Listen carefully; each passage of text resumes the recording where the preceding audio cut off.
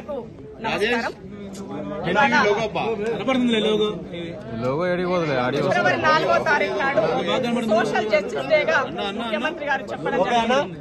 Congress party ఆనాడైనా ఈనాడైనా Indiramma నాటి నుంచి ఈనాటి వరకు అన్టచబుల్ గా ఉన్నటువంటి ప్రజలకి వాళ్ళ వీధిలోకే గుడి తీసుకెళ్లి వాళ్ళ వీధిలోకే బడి తీసుకెళ్లి వాళ్ళని హక్కున చేర్చుకున్నటువంటి పార్టీ ఈ దేశంలో ఏదైనా ఉందంటే అది కాంగ్రెస్ పార్టీ మాత్రమే.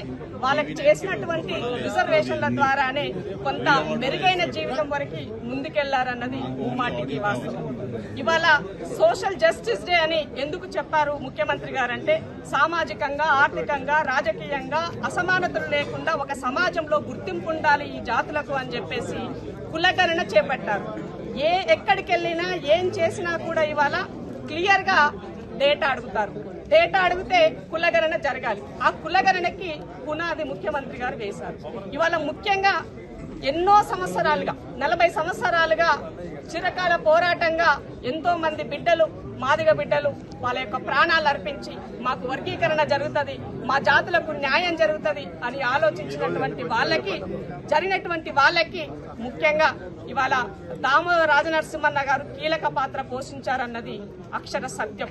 ఎలాగో అనేది ఈ సమాజానికి తెలవాల్సినటువంటి అవసరం ఉంది. కొద్దిమంది మాట్లాడినటువంటి మాటలు, వాళ్ళు చేసినటువంటి ఉద్యమాలను కూడా వాళ్ళు మర్చిపోయి ఇలా జాతి బిడ్డకు న్యాయం జరుగుతుంటే నువ్వు న్యాయం ఎట్లా చేస్తావు అనే విధంగా ప్రశ్నించే విధంగా ఉంది.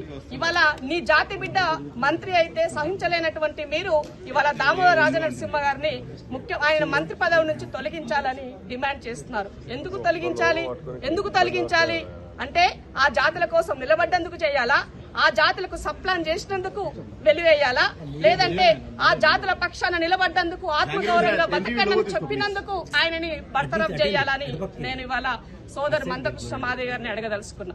సో ఇవాళ మీరు ఏది మాట్లాడినప్పటికీ కూడా కింది వర్గాల గురించి మాట్లాడతారని సమాజం అనుకుంది. కానీ నిన్న మీరు మాట్లాడినటువంటి మాటలతో మీ ఎజెండాలో ఇంకేదో ఎజెండా ఉందని, అది బహిరంగ ఎజెండా చెప్పాల్సినటువంటి పరిస్థితి ఏర్పడిందని తెలియజేస్తున్నాం. ఇన్ని సంవత్సరాలు 30 సంవత్సరాలు మీరు చేసినటువంటి పోరాటం, నిన్న పెట్టిన ఒక ప్రెస్ మీట్ తో మీరు చేసిన ఉద్యమం, మీరు చేసిన పోరాటం కూడా నీరుగారిపోయే పరిస్థితి మీరే తెచ్చుకున్నారని ఈ సందర్భంగా గుర్తు చేయాల్సిన అవసరం ఉంది. ఇవాళ అట్టడుగున ఉన్నటువంటి మాదిగ జాతి బిడ్డలకి కూడా అంటే గతంలో చంద్రబాబు నాయుడు సమయంలో 7% ఉంటే ఇవాళ ఆ పర్సంటేజ్ 9.8కు చేరింది.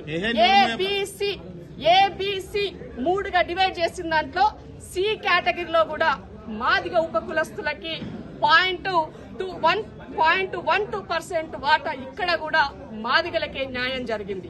అట్లాగే గ్రూప్ 1 అంటే ఫస్ట్ గ్రూప్ ఏదైతే చేశారో దాంట్లో కూడా ఆ జాతి బిడ్డలకి దాదాపుగా వాళ్ళకి ఇక్కడ 77.57 ఉంటే వాళ్ళకి కూడా ఇక్కడ న్యాయము ఉప కులాలకే ఇక్కడ చేరింది. సో ఓవరాల్ గా ఇక్కడ మీరు గమనించినట్లయితే 9.8 వచ్చినాక దాన్ని అక్కసుగా అంటే మందకృష్ణ మాటలో నాకు అర్థమైంది ఏంటంటే కింది వర్గాలని కూడా పైకి తీసుకురావడానికి ఇష్టం లేదు, ఇంకా పోరాటాలే చేయాలా, ఈ పోరాటాల్లోనే మీరు మలగాలనే విధంగా అన్న భాష ఉన్నదని నాకు అర్థమైంది. కాబట్టి ఇలాంటివి వక్రీకరణ ఉంటే సరియైన సందర్భంలో అసలు వాస్తవానికి దామోదర రాజనరసింహకు చాలా మందికి తెలియదు, పని చేయడమే తెలుసు తప్ప ఆ పని నేను చేసిన చెప్పుకునే తత్వం అయినది కాదు.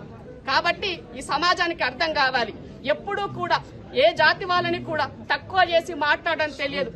మంచిగా చదవండి, పరిజ్ఞానం పెంచుకోండి. దానితో పాటుగా ఇవాళ ఈ సమాజంలో నువ్వు ఆత్మగౌరవంతో తల ఎత్తుకొని బతకమని చెప్పేటువంటి నేచర్, అలాంటి వ్యక్తి పైన మీరు చేసినటువంటి ఆరోపణలు సరి అయినది కాదు. మీ ఆరోపణలు వెనక్కి తీసుకోండి. ఇవాళ రేవంత్ రెడ్డి గారు ఒక ముఖ్యమంత్రిగా ఇనిషియేట్ తీసుకొని తను చేసినటువంటి పనులను